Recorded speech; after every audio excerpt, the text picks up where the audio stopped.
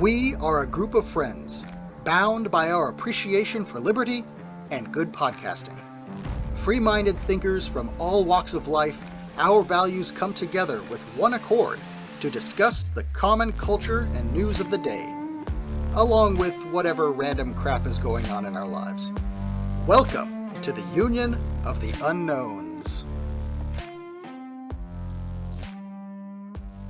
Welcome to another episode of Union of the Unknowns, where we have one of our founding mothers or fathers, whatever she identifies as, from the propaganda report, and now Monica's deep dives. And welcome, Monica. Thank you. Could I be like the Podmother? Sure, why not? You can do whatever you can identify. Allegedly, nowadays, you can identify however you want to identify as. I would like to identify as the Podmother of the Union of the Unknowns. Okay, yes. Well, you got it. That's going in the notes. Keelthorpe, who is fantabulous, and he's our own special Renaissance man. I mean, look at the mustache. And then we have Brewski Bruce. Howdy. Who is one of my favorite Northerners. And then my favorite Brit is Terry. And Hello. then, hi. And then we have Stella. Hello, She's not I'm on keeping my video, but mustache she's to on myself. audio. And then we have Tunes. Am I here? Welcome. Can you hear me? Yeah. You're good. You sound great. Hey. That's a great little rig you got there. Yeah, not bad, eh? Not bad. Wow, not Tunes, bad. tunes from the 603, the future Free State. How are you? Nice. So welcome, Monica. We're so excited to have you on. Thank you for helping us get this started and being able to get authorization, you and Sam, to be able to utilize the name of Union of the Unknowns, because we know you are on Union of the Unwanted as a regular guest or co-host or whatever they call you. Regular guest, there. I'm sure, is the most I could aspire to, and it's really a privilege. So we just wanted to really kind of just touch base with you, kind of see what's going on with the deep dives, and then what your plan is with that. And then I have like a couple of questions that I've always wanted to ask, and I think other people, they want to just bring up specific topics and see where it flows. Like, we just like to flow with everything. Great. That's great. Sounds good. That's what I like. And the time will fly by, no doubt. So that's absolutely a good plan. And we know we have a hard cut in an hour. So. Oh, who? Because of me? Well, we know you like, yeah. Yeah, but I feel like with so many people, I've allotted definitely an hour and a half, because that way we can all. Oh, okay. We might not even get started, but although I'm totally fine, however you want to do it, totally fine. Yeah, no. So, I wanted to, one of my first questions, and then I'd love to hear what everyone else has to say as well. But like, what is your favorite conspiracy? You know, I'm starting to think that I'm not that much of a conspiracy theorist. Like, everything that I think is obviously true. Like, they're obviously up there making plans and pushing them down on us. And I feel like anyone who because I used to be worried, like, what if my kids, they're check my kids' social media when they're applying for college and they find me. And I'm like, and then they listen to it and they hear me talking about the powers that be, Johns Hopkins, the World Health Economic Forum, and all this stuff, conspiring for eventual. And it's like, but like, everybody knows that and seems not to care. It's kind of like the JFK assassination, is that doesn't everybody know that? And they just kind of gloss over the fact that in every government since then has been suppressing the truth about that. Like, everybody just kind of, it's like Seymour Hersh and 9/11. It's like, you used to know that was an inside job, but now I'm a conspiracy theorist. So, I mean, I guess the thing that I think is the funniest is the dinosaur thing. Like, that's just so funny because they're so totally fake. And then people think I'm really crazy when I think that. And I'm like, but the craziest part is that one is the most obvious. Can we, like, they're ridiculous. Can we hop into that one a little bit? Absolutely. I haven't really brushed up on the evidence before, like lately, but I did that whole show with the Tower Power Gang, which was supposed to be named Dinosaurs Are Fake. And they picked up on one little thing that I said and instead named the episode Ron Paul Sex Dreams. And I just feel like it was misleading. But that's a good source. I did a lot of research for that episode. So I can look up my notes while we're chatting.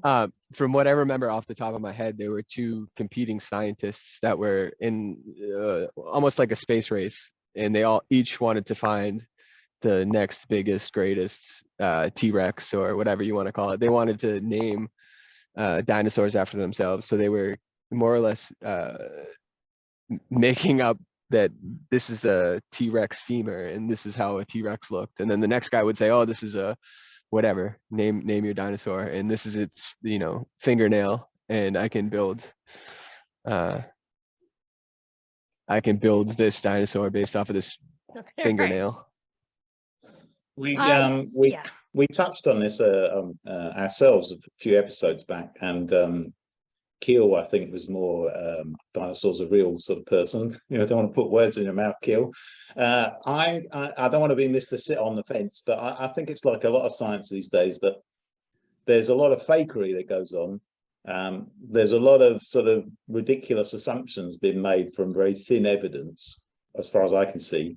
But I haven't looked into it enough. I think there might be a kernel of truth in there, but for sure, when you see a lot of dinosaur exhibits, and Keel knows an exception to this rule, but a lot of dinosaur exhibits you see in museums have just been made up, really, based on what someone else said, say a T-Rex looks like. So they find a bit of bone and they construct a model from it. So I think they go a bit far in some of these assumptions they make, particularly when they say crazy things like, oh yeah, they were warm-blooded, and they sounded like this, and it's just they can't possibly know. Okay. We At this can't point, sorry, Keel, go, Keel. I was gonna say we can't know all those details, but fossils do exist, right? Or is that just No, something you don't They do disagree? not. And they do admit not. that they don't. And this is what I'm looking for. This was the thing that was just like, are you kidding me? It's on, my computer died here, but it's on I believe it's the American Museum of Natural History. I'll have it up here in a second, but it's on the main page. It says, those aren't even really bones. And it goes into how fossils cannot actually, like carbon-based matter, whatever, organic matter, absolutely cannot last that long. So the bones that you see, this thing claims, is actually, so there was a bone and it was embedded somehow in granite or something. And then the granite, Oh, they got her. Did you guys talk to Monica about this before, like the dinosaur thing? Because Justin had just literally mentioned it inside the Discord. It's a fun one, and it gets floated around a lot. But you guys didn't mention anything to her about it before this? No, but she's That's talked so about crazy. it. She's on it, though. osmosis or whatever, like migrated Oh, into pause. Hold There on. we go. Monica, you froze. Monica, you froze for a minute. up. So we didn't Yep. get like the last 30 seconds. You totally froze. Yeah, the dinosaur people to you. There's a bunch of angry paleontologists outside her house That's right. cutting wires. We lost her. Shut it down. The T-Rex thigh bone. Oh, Did she go off? Maybe she's gonna come back on. maybe. What she was going to say is true. I can come in here and fill in some gaps. What she was going to say is true to the extent that the bones don't last. But what I believe happens is it sort of becomes mineralized, and it typically gets laid down in something like mud. And the theory is that the sort of bits of rock penetrate into the holes in the bone, and then the bone deteriorates over time, but it leaves the sort of hard rock impression of the bone behind. So what you're seeing is not bone. She's right. It's like a rock impression. And then over into years, Who says they're bones, though? compressed. Okay, sorry. Who's walking around saying that they are actual bones? No, but this is what I was telling you, is that even the fossils are not. They said that the rock matter gets into the bone and looks exactly like the bone, even though it's now rock. And so the idea is that it's like petrified, but if you actually go and look at petrified wood, which is a real thing, it doesn't look like wood. It's the shape and everything of wood, but it's like blue and green. It's whatever the quartz that penetrated it is. It doesn't look like the original thing.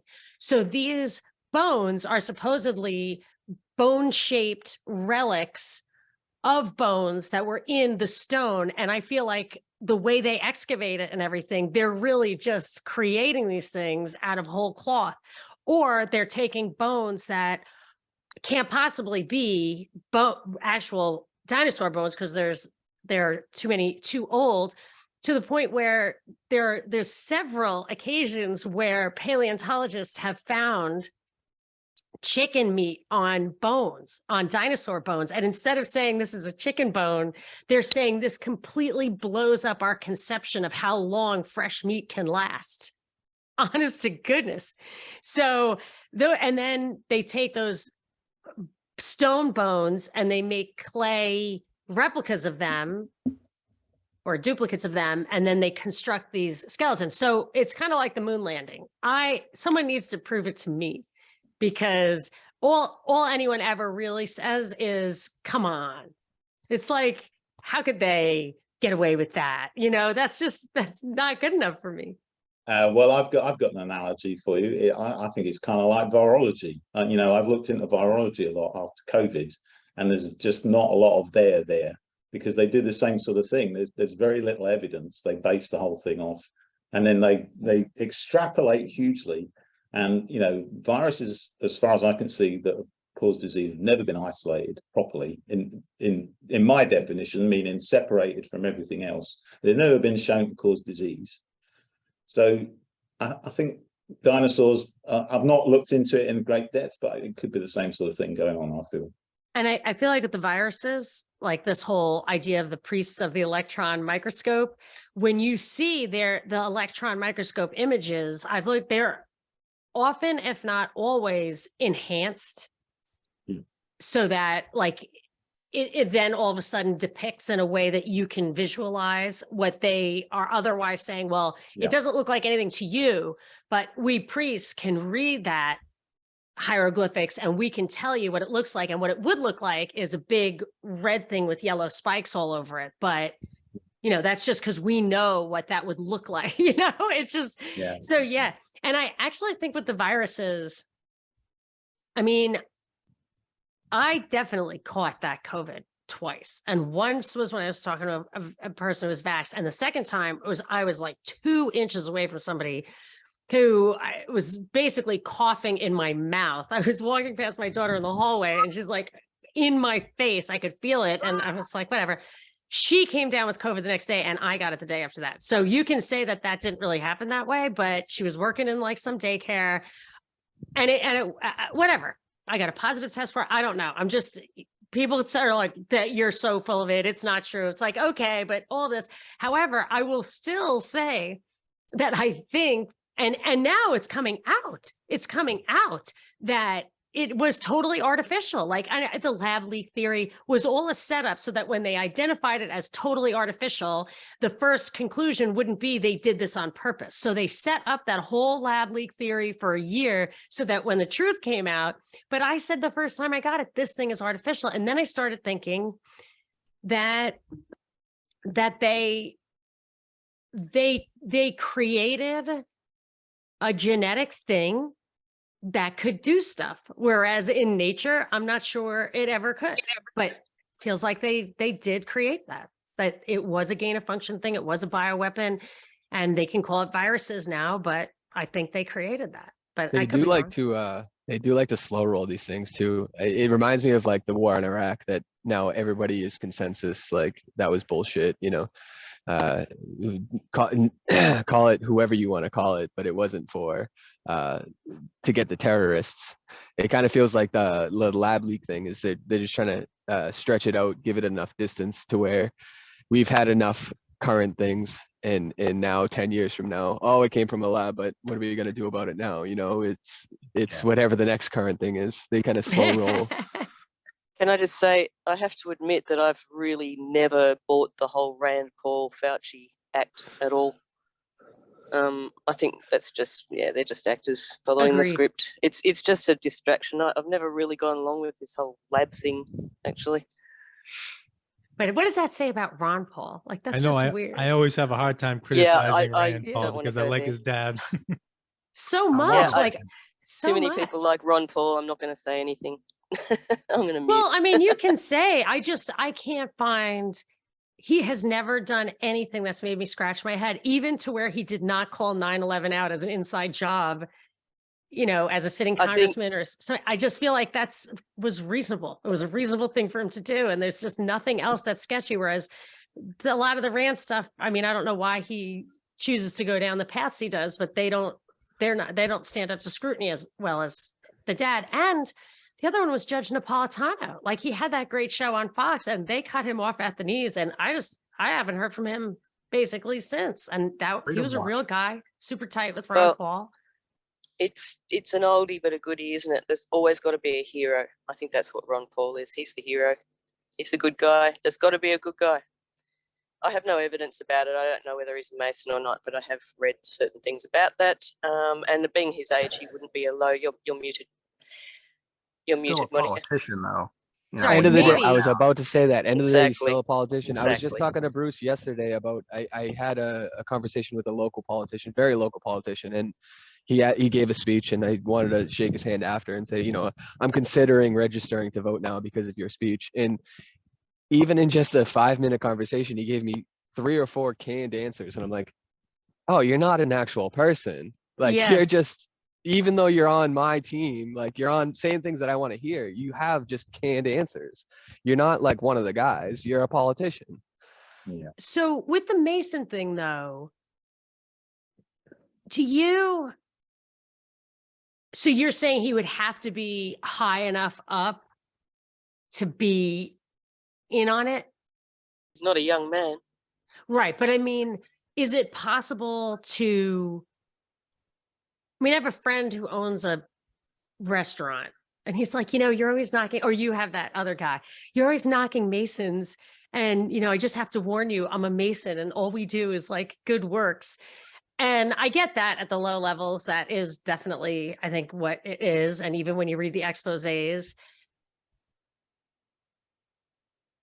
I guess I have to think of it this way. I mean, I'm not afraid of like blowing everybody up. I just feel like at some point, if someone really never says or does anything wrong, you could say that, yeah, I mean, I guess that's the nature of like the dialectic. You have to have people on both sides. I don't know. It gets really Well, exhausting to, Remember, it's like the Ghost of Kiev. You know, there's always got to be a hero, but you know, he was as real as nothing. He wasn't. So I don't know. It's just an old tactic. There's always got to be a caped Well, crusader. but how about this? Give people hope, because if there's no caped crusader, no one's going to have any hope about anything. Yeah, that is a good point. That's absolutely a good point. And that as actually politics. that convinces me then. But I would say like Thomas Jefferson and Martin Luther King both had like some pretty serious personal foibles. They Yet sure did. what they had, you know, but yet they leave a legacy that has, to some extent, if not entirely, like real value. So Scripted. yeah, I mean, I know Thomas Jefferson literally scripted it himself and went out of his way to throw Patrick Henry under the bus so that he wouldn't be the dominant foundational figure. But you still get, the Bill of Rights. I don't know. I mean, at a certain point, you're like a nihilist, right? It's Well, very talk to easy to legal be man. cynical, isn't it? Bill of I don't Rights. think I won't anyone listen really to Legal stands up- Man because it's too negative. Yeah, he's real. very negative. But nobody stands up to complete scrutiny, do they? I mean, everyone's got, I mean, Keel knows, he's a software person himself. I could have worked for a lot of dodgy companies in my software career. And I could have ended up working at GCHQ as a young man, for example, because that was one of the jobs I applied for. And, I was young and stupid. I didn't know any better at the time. So I think most people, if you look into their backgrounds, they'll find 1 or 2 dodgy connections. I'm just not prepared to believe that everyone, for example, who's a Fed is a bad guy. I think there's a lot of good people in there. Mike Jack. I'm not talking about people being bad personally. It's just that if they're following if they've got a certain job, they have to follow a certain script and a certain agenda, don't they? There's got to be some compromise somewhere. Anyway, that's just my opinion. Monica, Well, if you could turn it all around and like take like the blue pill, and before like you really like opened your eyes were opened up to a lot of things, do you think you would do it? That's a good one.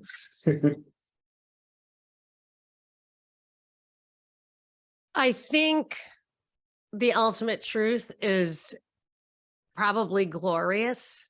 So I'm still on the path, and the valley is shady, but I assume I have to believe there's a good. I don't want to just be, a gaping maw pouring cocktails and, whatever, even if it's caviar and champagne. Like that's just gross to me. And I think the human being is so distinct from anything else on earth. We have this capacity for abstract thought. And I believe we have, the things that we are born with, like the ability to understand right from wrong, reason, free will, all these things. I feel like it would be, I rarely think of anything as truly sinful, but I feel like it would be a sin to deny those gifts and just indulge the sensory pleasures of oblivion and, really delicious cocktails. But so I would not. However, I don't see what I was going to say is I might have thought of a better way to go about this journey. Like, I'm not sure it's the greatest thing for kids to be like red pilled along the way. Although things got desperate. I mean, you only have a certain amount of time with these kids and then they get plugged into the matrix. So I think you have to get ahead of it, even if it isn't great for them. But even now, like, I wonder, I feel like I'm on the verge of a big breakthrough, just a real, and unfortunately, I think it's going to get me back to where I started, which is not going to make me any friends. Like, I'm not sure. I really struggle with the whole idea of God as a person. I'm going to meet him after I die. But the explanatory power of everything about like that we definitely have, like soul, spirit, abstract thought, like evolution couldn't possibly mathematically be true, like the infinite, or what appears to be, it's probably not infinite, but the universe is just ridiculous. It just never stops, and we'll never crack that code. And I bet the laws of math and science that we think we know here just don't apply at the very fringes. Like it's just too huge, and it came out of nowhere, and it's order out of chaos for real. Like, I just think there's probably a big fifth dimensional answer, and I want to get there.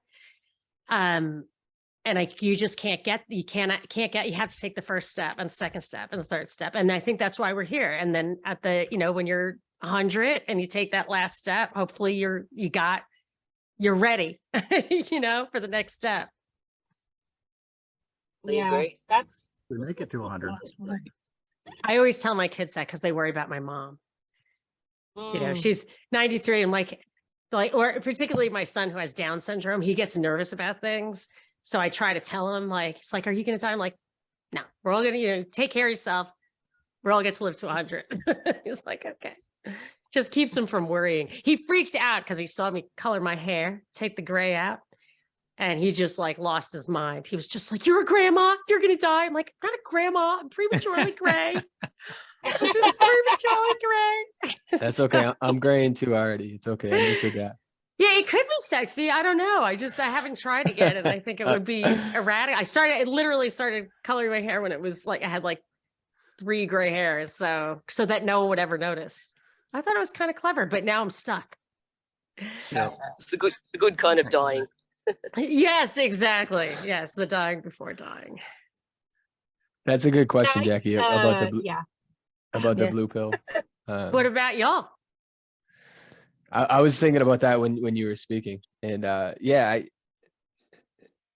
I don't know if I would want to go back into the Matrix, right? Because I mean, previous to this, it was you know, football and hockey and beers and who gives a shit, you know?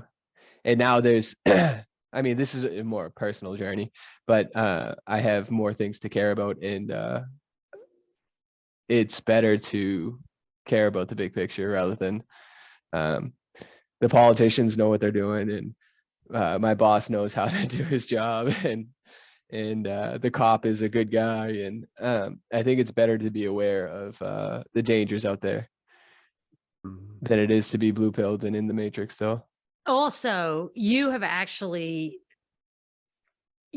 come to a self-actualization that I'm overly burdened, because I've told this before, where my sister, who was a total junkie, had nothing, whatever, and I had discovered yoga, which is probably bad. I know, like, my priest friend is going to be like, that's bad. But I read the Yoga Sutras, and I was talking to her, I was like, you're so lucky, like, you have nothing. You could actually do this. You could actually free yourself from desire and live this life, whereas I can't. I've got 3 kids in diapers. I've got a husband who's very plugged in, you know, got to work, got to do this, got to do that.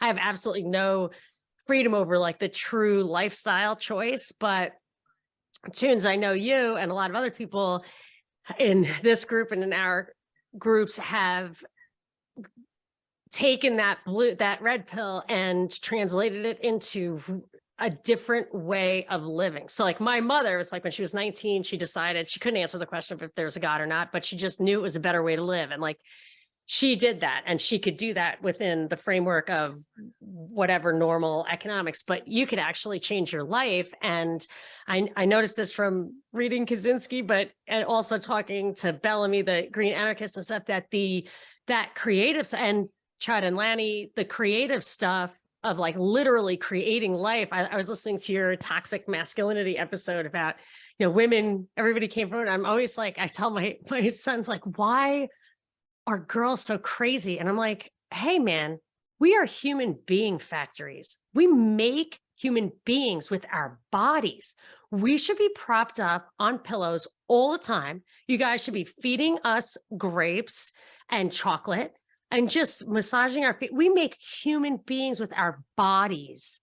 So if you can tap into that by growing a chicken, you know, like, that's all you need, and you will die. Like, you can look back on your life and be like, this life was, you know, worthwhile. Like, I grew chickens and fed my babies, and they are alive. And, like, that's the real purpose. Like, that's back to Eden, I guess, after the fall, but before the agricultural tax state. So I feel like for you, the red pill translated into, like, immediate, oh, obviously this is the way to live. And now you're living it, even if it's backbreaking work. My sense is that it's highly satisfying, and the creative process in general is highly satisfying. Uncle Ted was right. Yeah. And that's what, like, for the smartest guy in the world at the time, basically, potentially, or in the country or in his generation, to find that, like, carving out your own necessities was the most satisfying thing you could do. I mean, that says a lot. There's a lot. Been very quiet. I know. Keel, let's hear it. About taking a blue pill. I don't know what it would be like, because I don't remember. I mean, I've been, was I ever blue pilled? Kind of, I've always thought about these kinds of things, and never was I staunchly mainstream ever, even in high school. And I don't know what that means, really, blue pilled, apart from if it means to give up the things that I think about nowadays. I don't want to do that. I don't know what that would be like. That sounds boring to me. Yeah, I remember. But the point is that conforming can make your life a lot easier, can't it? I think that's the point. Yeah, I know, but I've never ever wanted to do that. I mean, I remember Me neither. being a kid and being furious when people would tell me to do something without explaining to me why I needed to do that thing when it didn't make Yes. any sense to me, you know? Yeah. I remember the first time I met you, Keel. Do you remember that? Of course. Was it at the Did I forget? At the barbecue place. Holy yeah, smokes. praise the Lord? Oh, praise the Lord. I think that was called Praise the Lord. Something like that. Yeah, it was Praise the Lord. And I remember WSB asked me if I needed security. And I said, actually, all these guys are packing. So Yeah.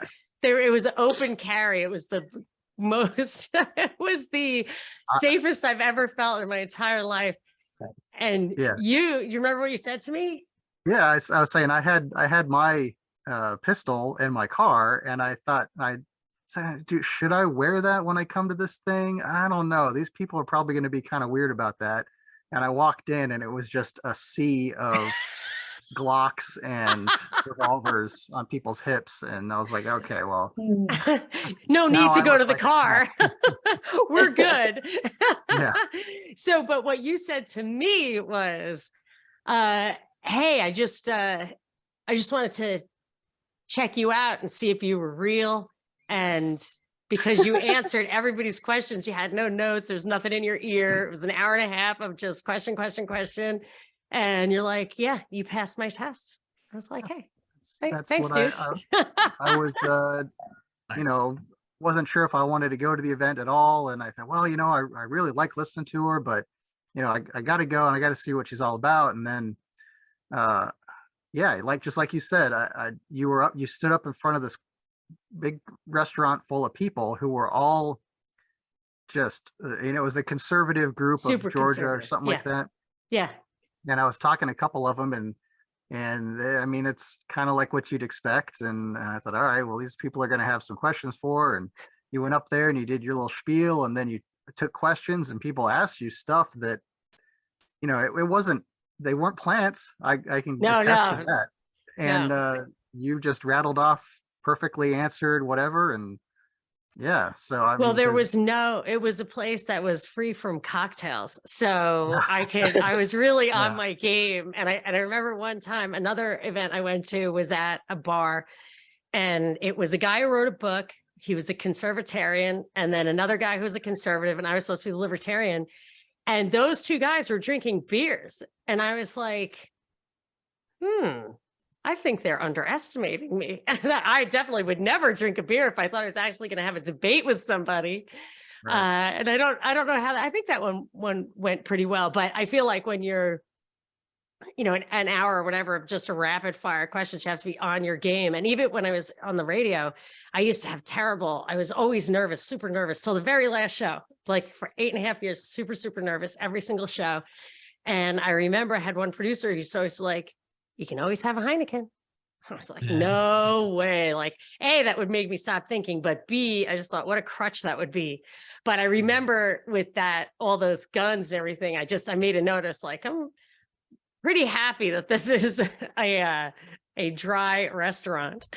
So, but yes, I must have had an extra cup of coffee that day because I could really take the blows. Although they were very nervous that, who was it that, was it Hillary and oh, nice mug. Thank you.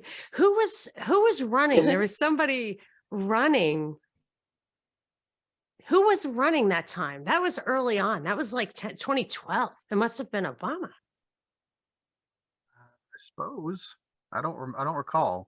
I don't know. Everyone was worried about an election. Anyway, we're really off a tangent now. Sorry about that. But I was just attesting to the fact that you've always been a skeptic. Sorry, Terry, go ahead. No, I'm just saying you go way back. You two. Yeah. You should just wait until we should ask this question to him again, Monica, after him and Terry Canary do their 9/11 episode, because Keel doesn't think it was a job and Terry's going to school him on it. Wow. Have you seen the... No, let me tell you. I know I'm not saying that it wasn't. I'm saying just like the moon landing and just like the dinosaurs, we're going to have to agree to disagree on the final conclusion because They're faking gay. yeah, I want to be on that side of things, but every documentary I watch and every thing that I research, I cannot make that final connection. It doesn't pan out for me in the way that it does for some of the other guys. And I want Terry to give me some things to research that are definitive that will just knock me over on the other side. That's what I want. I want to believe. I think that's great. I mean, I've said this before, and I'm not just blowing smoke up your ass, but I like the fact that you're very skeptical about it. It's the way we should be. We should all be skeptical about stuff. Should always be skeptical. Should always Like, question. You Question should invite everything. Byron on one time, because Byron, who you remember from the Zoom parties, he wrote me an email. It was like the best email ever. He said, I love listening to you, and I only agree with you half the time. And I just love that, because that's just somebody who wants to go back and forth. And he's like you. He's like, I'm not going to err on the side of the more radical position. I'm just not going to do that. Like, so I'm on the opposite side. I start with it's fake, like Stella. But the new Pearl Harbor, that 5-hour documentary by It's really good. yeah, the Italian one, I highly recommend that. Massimo Mazzucco, yeah. Yes, who I Very good. interviewed. Yeah. But, That's a good interview. Keel watched his Apollo film and he wasn't convinced by that, were you, Keel? The American Moon, or American Moon. I Moon, watched that's that American right after Moon. you brought it up, and I was like, oh great, that's going to be it. And I watched it. And well, he was just completely speaking fell to flat. the photographers. Mainly Right. to the He was a photographer. He's a fashion photographer. So that was just one element of it.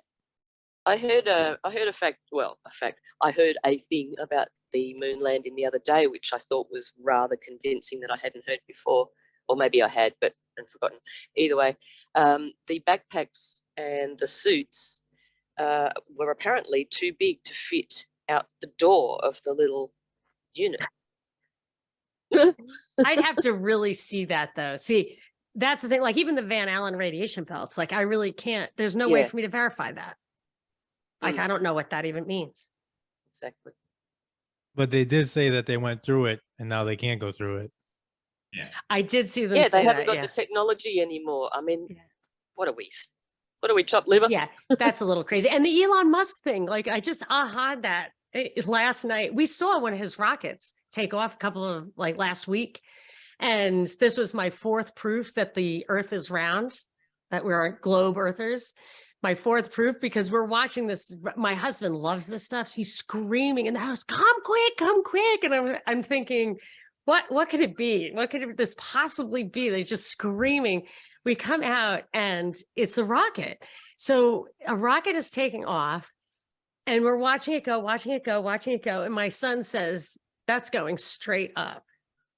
And it was so freaky because we were clearly zipping away out from under that thing real fast. And then we saw it like separate and all that. And last night I was in a spot where I had seen another time I had seen that a SpaceX rocket with the fuel that looks like fluorescent. It's not real fuel, which completely validates, not traditional rocket fuel, which totally validates Werner von Braun, who said, you can't get to the moon with this combustible fuel because it's too heavy to get off the ground and get back again. Like that, you're not doing that. I'm not working on it. You'll need a different kind of fuel. So when I saw in the sky this crazy thing and I looked it up, I was like, that was a SpaceX rocket because they have different fuel. And I'm thinking, Elon Musk is running this thing that's going to privately go to the moon. Come on. And like, why isn't it battery powered? There you go. Yeah. That would be his Solar. thing. But it's definitely the government. It's obviously the government. And it's out. What I was seeing was out here, which is like wedged between Caltech and JPL and the place where Jack Parsons blew himself up in some satanic rocket experiment or something.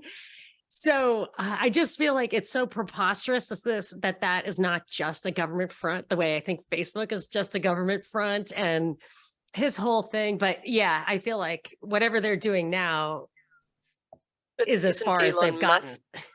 Elon Musk is a bit of a government front, isn't he? Like Totally. Everything he military, does. industrial. Yeah, yeah. And all the money. So comes from the So it's government. logical for him. Yeah. Yeah. Did this new Jeff Bezos rocket, did that also look like a The dick? penis. Jesus. It's an aerodynamic design.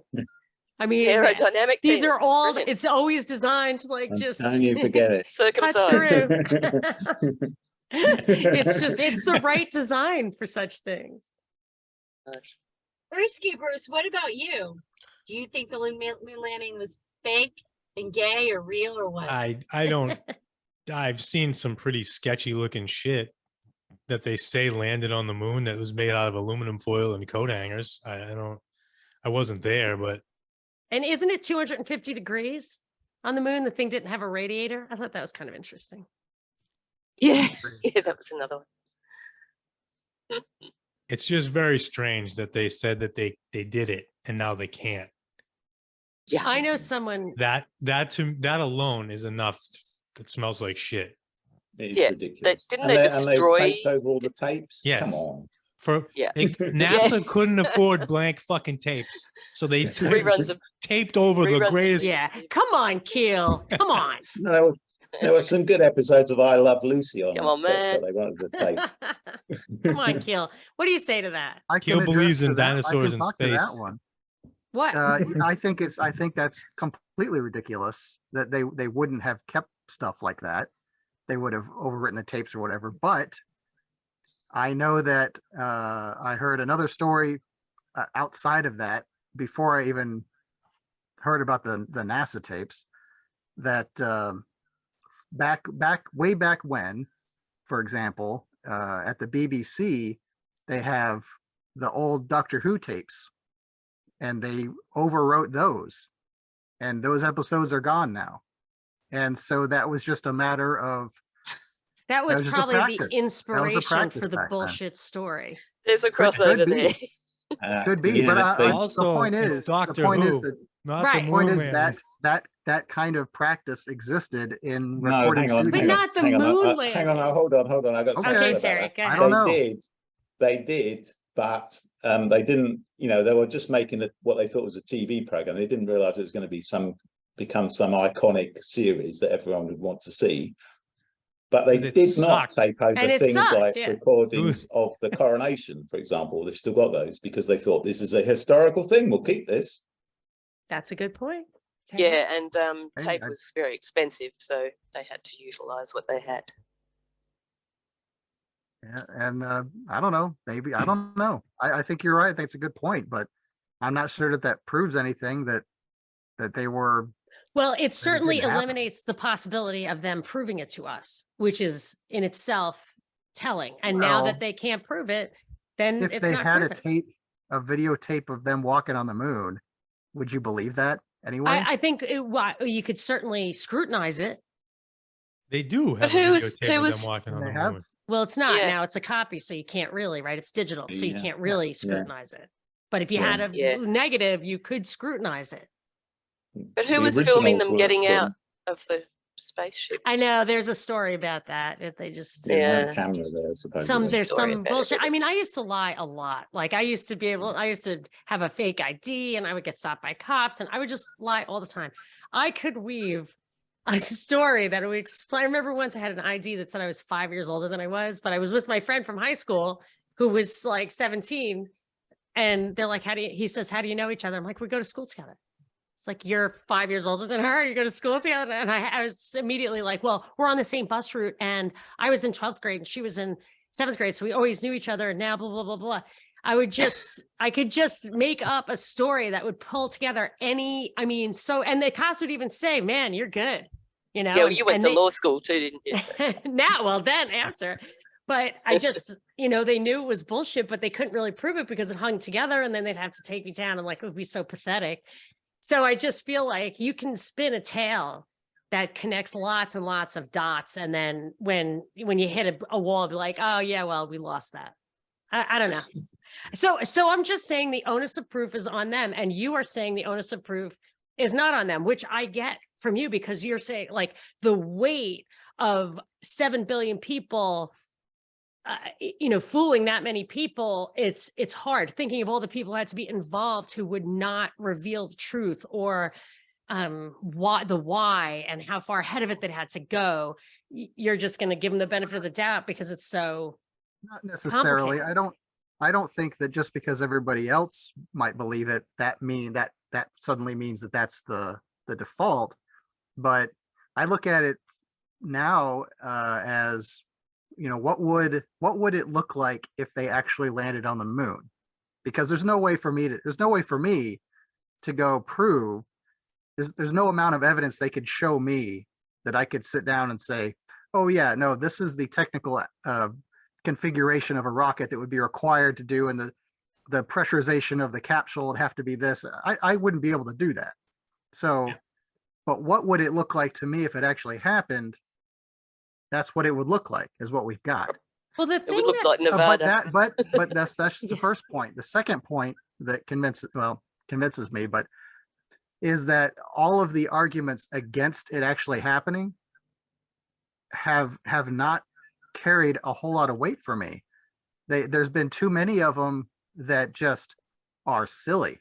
I that only have don't one. make any sense at all. I cannot get my mind around, and no one has ever explained it to me, how there was a rocket up in the air and those guys took a little thing, popped down to the surface and popped back up to a fucking rocket that was in the air. Like, I don't think the rocket landed on the moon and then blasted off the moon again. It was up there and they reconnected Doesn't make with any it and stuff. sense. So why isn't the guy or the entity, the thing that was taking the pictures of them getting off the, climbing down the ladder, how could they not show me a picture of that, or show me a picture of the way what only justification, scientific justification for going to the moon besides getting some moon rocks would be to get that triangulation point of the universe, to get a picture of the stars. That would be the only reason to do it. Like, think of, can you imagine what the Greeks would have done with that information? Like, that is information. So get that information and show it to me. And they didn't. I don't know. I don't have that information. And the thing about them like popping down and then popping back up, I can't get my mind around that. And no one's ever explained it to me. I just feel like logic, like, that's silly. That's a silly claim.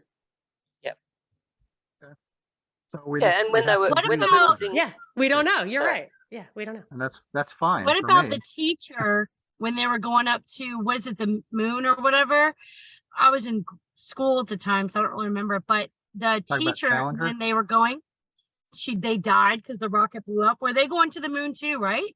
No, No, they weren't. that they was weren't going. Challenger, no. shuttle. Yeah. That was The just space shuttle. shuttle Two does- shuttles, did in not. fact. Two shuttles, Yeah. right? Oh. Columbia as well. So where were Yeah, they was trying to Discovery- go was the other when they one? just Just blew up just in in the a sky? orbit. Yeah, they they were either just going to orbit, or they may have been headed up towards what was this? Not Space Lab, but Space station, yeah, one of the International Space Station, yeah, possibly. no, that wasn't around then. There was the no, I think it's Americans just they were orbiting. had a lab. Skylab? That was in orbit. What's that? I Skylab? remember when Skylab was Skylab. falling. Skylab, that was Skylab. in the early 80s. Yeah, That was That's before that's when the that Challenger was before the explosion. No, that And was then the they had 80s. they had I the Russian remember one when as well. Skylab was falling. Yeah, So everyone I'm wore obviously- helmets to school. Older than you people. Yeah, I 'cause I remember remember when they Skylab. landed on the moon. I'm looking. Yeah. Didn't they use like less computer power than we have in our phones currently Definitely. to get them What to they the say. moon? Yeah. Less than a pocket calculator, actually. Yeah, so what's the reason that they're Whoa. saying they can't do it again now? What's the reason they're putting forward? Well, they It's destroyed the ridiculous. They just technology. say we lost all the plans, we Which can't, is too we don't know how expensive, we really. built it, and we can't do that again because it will, presumably like the tapes, we had to draw a nice picture for our children, so we drew all over the plans, and we lost them. Sorry. So Well, there that were was in orbiters. 1985. Yeah, I remember Yeah. watching that in school, and it exploded, and it was like, whoop, turn it off and wheel the TV out. Don't. Yep. Everybody was Yeah. like, what the hell? I Do we remember my all know- sister blamed Reagan for putting a civilian up there because he was so arrogant. Do we all know the crazy conspiracy theory that the Challenger astronauts are still alive? Yeah, I've I've seen seen that Yes, one. I've heard that. Have heard that. It's a good one. And certainly the people they found look an awful lot like the originals. Some of them have the same names. Yeah, some of them have the same names. So yeah. what would Or have the agenda been I to don't know. fake that? Maybe to put an end to that particular program, because they maybe. wanted to divert the money elsewhere or something like that, It was or horrendously to expensive. create a new thing. Every launch was like 100 times more expensive than they planned, because they planned to be able to reuse this thing, and basically every time they used it they had to more or less rebuild it, Yeah, because it got so damaged in re-entry. So yeah, maybe they did want to sort of knock it on the head. Mm. And then maybe they use that as an excuse to stop going up and stop spending that money exactly. or something like that. So, Exactly. so one other question I actually had for you is, so when you look at a lot of stuff now, like if I know none of us, I don't watch the news either. Like my news is like all from like you and Brad and like everybody else, like on podcasts and stuff. But when you read or do your research, or do you think everything, are you like so skeptical of everything now that since you've had to do like, because I know that I've gotten more conspiracy mind and stuff like that since I've been hanging out with this crew, and it's definitely opened up my eyes to even more things, and I was like super like questioned everything even before that. So I do assume that every single story has an agenda behind it. And I am really skeptical, like even to the point of like the Facebook layoffs. I thought, what are they doing here? Did they overhire on purpose to justify firing everybody, to outsource to India, or to make it AI? What is really going on here? But on the other hand, their explanation does, I can't help but think they knew the plan, because I always feel like the plan from the beginning was to justify raising interest rates. And that's what all the inflation was for. Like, so if Facebook is a CIA operation, they should have known, and they probably have a purpose in firing all these people. But once they fire those people, a lot of like the startups that were starved for talent are now going to have the workers they need. So it's actually probably good for the smaller companies, which can't possibly be something Big T they wants.